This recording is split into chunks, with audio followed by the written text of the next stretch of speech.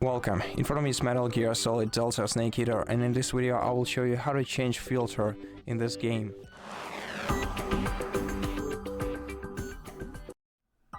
To change the filter, you have to go to the main menu, which you can do by pressing escape and selecting return to main menu when you're in game, or just by starting the game and selecting options. Then in options you have to go to graphics and scroll all the way down the list until you see the filter, and you have two filter options, the one for the new game style or the one for the legacy style. And to change it you have to